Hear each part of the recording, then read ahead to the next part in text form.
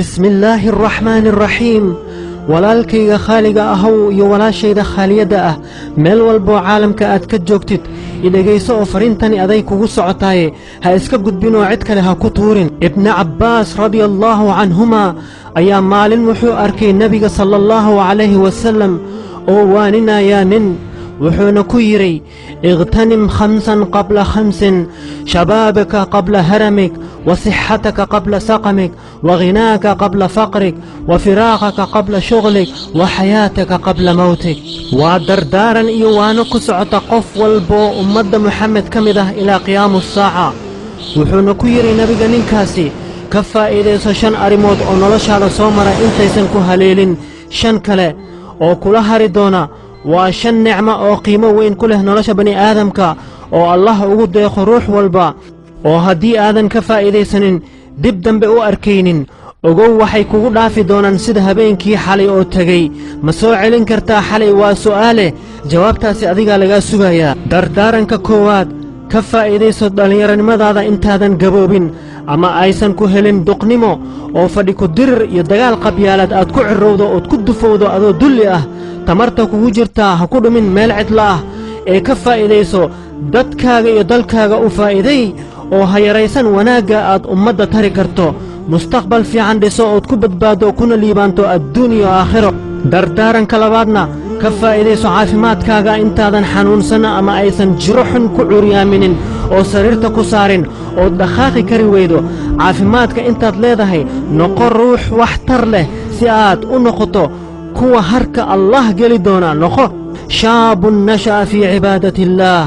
ha sugin ilaa ay jiro xun ku soo weerarto oy ku dabar goyso markaasi maxay shalayta kuu tari. dardaaranka saddexaad ka faa'iidayso haninimadaada ka hor inta aysan noloshaada daboolin faqri iyo saboolnimo. ogow lacagta waa wax yimaada haddana kaa taga oo ku dhaafa. lacagta ku soo marta ha kala bakhaylin jimciyaadka khayriyada ah. ka qayb qaado quudinta masaakiinta, dhisid masaajid, ceel qodis, kafaala qaadid agoon, sadaqa bixinta badso. khayr walba oo ku soo mara ha ka gaabin inaad wax ku bixiso inta aadan gaarin xaalad faqri ah oo aad weydo xitaa xabbad timir ah oo aad sadaqaysato. dardaaranka afaraad ka faa'iidayso firaaqadaada inta aadan mashquulin ka hor. ruux walba waxaa soo mara wakhti yar oo uu firaaqo leeyahay loona baahan yahay inuu wakhtigaasi firaaqada ah kaga faa'iidaysto wax manaafacaad leh oo nafsaddeena faa'iido u ah, ehelkeena faa'iido u ah, deriskeena faa'iido u ah, mujtamaca guud ahaanna faa'iido u ah. haddaba ma ka faa'iidaysanaa wakhtiga waa su'aale oo maalin walba qur-aan ma akhrisaa wakhtiga firaaqada.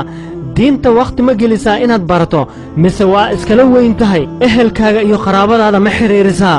dadka xanuunsan ma booqataa si adna laguu soo booqdo markaad xanuunsato. deriskaaga ma tustaa quruxda islaamka mise waxaad aaminsan tahay gaalka xaq deris kuguma leh.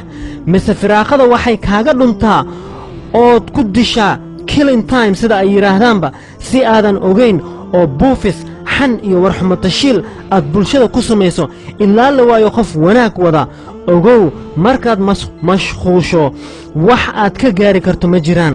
dardaaranka shanaad ee ugu dambeeya wuxuu soo koobayaa maqsadka laguu abuuray. ka faa'iidayso noloshaada inta aadan dhiman oo xabaalaha lagu geynin. ogow qof walba waxaa soo marta cimri xadidan oo uu nool yahay waxna qabsan karo kadibna waad geeriyoon waad dhimanaysaa waxna ma qabsan kartid oo adigaaba u baahan cid ku qaada oo ku dhaqda xabaalahana ku dhex dhiga. godkaasna lagaaga soo tegi doono adoon awood lahayn aan dhaqaaqi karin. walaal noqo qof caaqil ah oo ka faa'iidaysta dardaaranka uu siiyey nebigan ku jecel oo raba inaad deriskiisa noqoto filfirdowsi alaclaa in shaa allah. maanta laga bilaabo ha sugin daqiiqad kale. haddaba ka bilow oo fariinta gaarsii walaalkaaga aad jeceshahay.